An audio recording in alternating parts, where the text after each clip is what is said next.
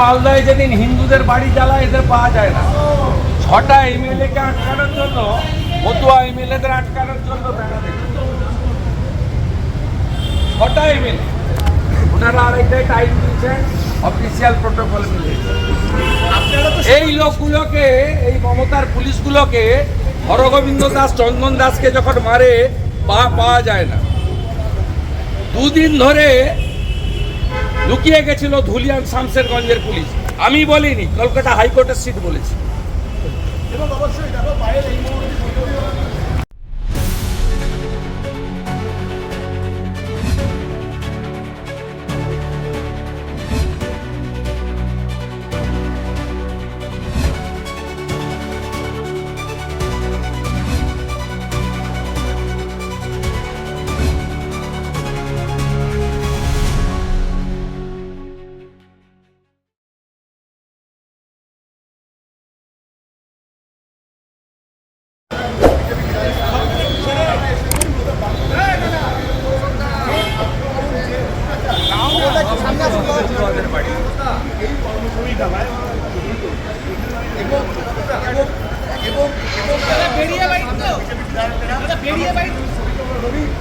বেরিয়ে বাইশ দেবো, 3:30টায় ডিআরএম শিয়ালদার কাছে যাবো।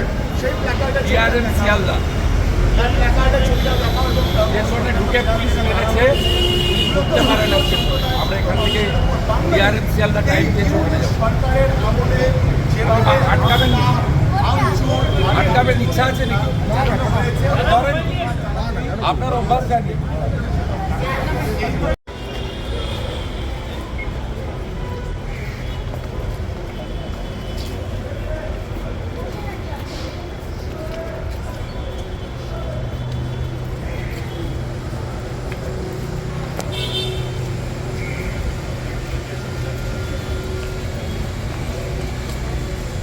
बाहर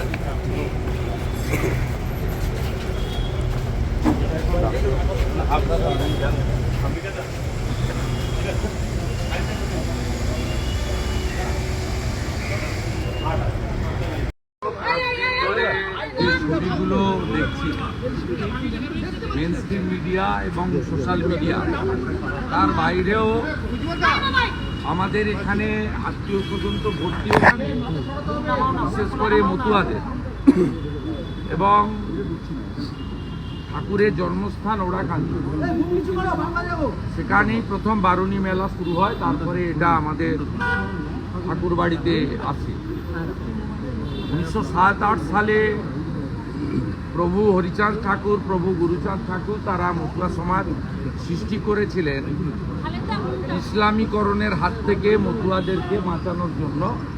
ধর্ম পরিবর্তন হয়েছিল, কিন্তু উনি ধর্মের বাইরে গিয়েও শিক্ষা এবং স্বাস্থ্যে তিনি ব্যাপক কাজ করেছেন।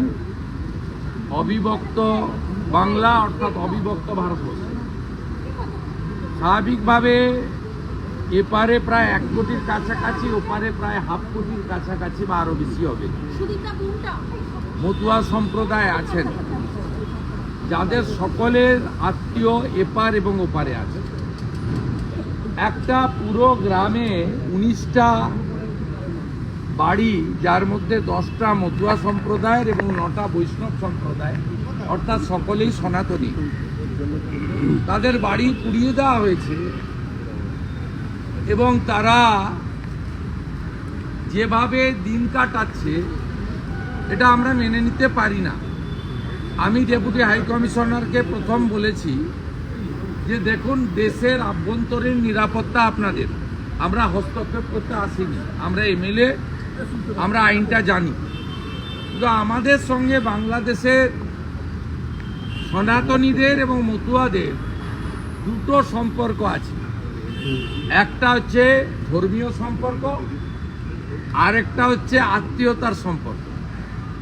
আমার আত্মীয় তিনি যে প্রান্তেই থাকুন না কেন, তার বাড়ি যদি পুড়িয়ে দেওয়া হয়, তিনি যদি আশ্রয়হীন হন, আক্রান্ত হন, আমি আত্মীয় হিসেবে ওটা অন্য দেশ, এটা অন্য দেশ চুপ করে থাকতে পারি না। স্বাভাবিকভাবে আমরা আত্মীয়তা এবং ধর্মীয় মেলবন্ধনের নিরিখে আজকে এখানে এসেছি। আমার সাথে মতুয়া সম্প্রদায়ের যারা বিজেপির বিধায়ক আছেন তারা অনেকেই এসেছেন। একদিনের নোটিশে বলেছি, এক দুজন আসতে পারেননি, তাদের অন্য প্রি অকুপাইড কাজ ছিল। আমার সঙ্গে আমাদের উদ্বাস্তু সেলের কনভেনার তথা কবিয়াল বিধায়ক অসীম সরকার এসেছিলেন। বনগাঁর মতুয়া সংগঠনের নেতৃত্ব, আমাদের অন্যতম নেতৃত্ব এমএলএ অশোক কীর্তনিয়া ছিলেন। মতুয়া সমাজের অন্যতম নেতা সংগঠক আরেক এমএলএ স্বপন মজুমদার ছিলেন, আরেক এমএলএ অম্বিকা রায় ছিলেন কল্যাণীর, অসীম বিশ্বাস ছিলেন এবং আশিস বিশ্বাস ছিলেন, আর বহু মতুয়ার বাস ব্যারাকপুর এলাকা, সেখান থেকে ভাই পবন সিংহ ছিলেন। আমরা তিনটে বিষয় নিয়ে এসেছিলাম যে আপনারা কি আইনত ব্যবস্থা নিয়েছেন, কারণ বাড়িগুলোতে যখন আগুন দেওয়া হয় তখন ফায়ার ব্রিগেডকেও ঢুকতে দেওয়া হয়নি। সম্পূর্ণ পুড়ে যাওয়ার পরে আর্মির হস্তক্ষেপে ফায়ার ব্রিগেড যখন পৌঁছায় তখন বাড়িতে আর কিছু ছিল না। কি করেছেন আপনারা? ওনারা স্বীকার করেছেন, ওনারা ইনফরমেশন কালেকশন করে বলেছেন যে একটি হত্যাকে কেন্দ্র করে, এটা পিন্টু বিশ্বাসের সঙ্গে আরেকজনের বিরোধ ছিল। পিন্টু বিশ্বাস অ্যাকিউজ, তাকে কেন্দ্র করে এটা হয়েছে। আমি বললাম পিন্টু বিশ্বাস অ্যাকিউজ, এরা তো অ্যাকিউজ নয়, এদের সবার বাড়ি পুড়িয়ে দিলেন কেন? এই যে 1971-এ দেশটা সৃষ্টি হলো, বাংলাদেশের 30 লক্ষ মানুষ তারা আত্মবলিদান দিলেন, আর ভারতেরও প্রচুর বিএসএফ এবং আর্মি তারা আত্মবলিদান দিলেন। দেওয়ার পরে দেশটা স্বাধীন হলো, তখন হিন্দু জনসংখ্যা ছিল 23%, আজকে 7-7.5 নেমে আসছে। আপনারা কি চাইছেন এখান থেকে হিন্দু পলায়ন হোক? তাহলে আমরা নরেন্দ্র মোদীজি এবং অমিত শাহজির সৌজন্যে দীর্ঘদিনের লড়াই বিআর ঠাকুরদের, আজকে 14 সালের ডিসেম্বর পর্যন্ত, 31 ডিসেম্বর পর্যন্ত যারা ধর্মীয় উৎপীড়নের কারণে এসেছেন তাদের সহনাগরিকত্বের মর্যাদা দিচ্ছে। যেমন পহেলগাঁয়ে যাকে খুন করা হলো হিন্দু বলে বিটান অধিকারী, তার স্ত্রীও পেয়ে গেলেন। তাহলে আমরা মোদিজিকে এবং অমিত শাহজিকে অনুরোধ করব যে ডেট তুলে দেন, কারণ এখনো এই অত্যাচার হলে এরা যাবে কোথায়?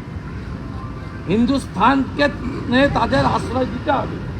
এই জন্যই তো ভারতবর্ষের নাম হিন্দুস্তান। আমরা এগুলো বলবো বাধ্য, এগুলো আমরা বললাম। ওনারা বললেন 7 জন অ্যারেস্ট হয়েছে এবং আমাদের বিশ্বাস কালকে মেলে আমরা অ্যাপয়েন্টমেন্ট চাই। পরে সাবজেক্ট জানতে চাওয়া হয়, সাবজেক্ট বলি। যাই হোক, আমাদের অনুরোধে হোক বা আপনাদের ভাষায় চাপে হোক, 7 জন অ্যারেস্ট হয়েছে। আমরা রিলিফের কথা বলেছি, ওনারা বললেন 6,000 করে টাকা, 30 কেজি করে চাল আর 2 বান্ডিল করে টিন তাদের দেওয়া হয়েছে। আমরা ইটস নট সাফিসিয়েন্ট, আপনারা নিজেরা পারলে করুন, নইলে বাংলাদেশে তো সরাসরি আমাদের রিলিফ পাঠানোর বা অর্থ পাঠানোর সুযোগ নেই। আমরা ওখানে যারা কাজ করছেন, মতুয়া সমাজ, ভারত সেবাশ্রম, রামকৃষ্ণ মিশন, গৌড়িয়া মঠ, যে সেন্টারগুলো আছে, আমাদের রাম ঠাকুরের, লোকনাথ ব্রহ্মচারীর, অনুকূল ঠাকুরের আশ্রম ঠাকুরের, আমরা তার মাধ্যমে এখানকার ইউনিটকে বলবো রিলিফ করার জন্য, আপনারা অনুমতি দেন। ওনারা বললেন যে আমরা আপনাদের এই আবেদন বলে আরও রিলিফের ব্যবস্থা করছি এবং ওদেরকে বাড়িতে পৌঁছে দেওয়ার ব্যবস্থা আমরা নিচ্ছি। একটা প্রস্তাব সম্ভবত উনি ওখানকার সরকারের কাছ থেকে অনুমতি নিয়েই বলেছেন যে আপনাদের মধ্য থেকে যদি প্রতিনিধি দল যেতে চান তাহলে আমরা কুইক ভিসা পারমিটের ব্যবস্থা আমাদের দিক থেকে করে দেব, আপনারা যদি সেখানে ভিজিট করতে চান। আমি বিধায়ক স্বপন মজুমদারকে দায়িত্ব দিয়েছি। তিনি আলোচনা করে একজন দুজন তারা যদি ওখানকার মতুয়া সমাজের প্রতিনিধি মণ্ডল নিয়ে, যেহেতু পেট্রোপল দিয়ে খুব গেলে কাছে বাই রোডে, যশোর তো গায়ে আমাদের, তারা ওখান থেকে ভিজিট করে রিপোর্ট করতে পারে।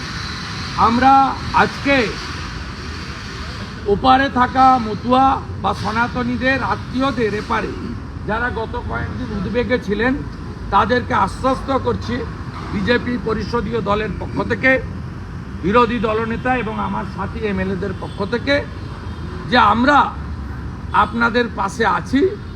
অন্য কেউ থাকুক আর নাই থাকুক, আমরা আপনাদের পাশে আছি।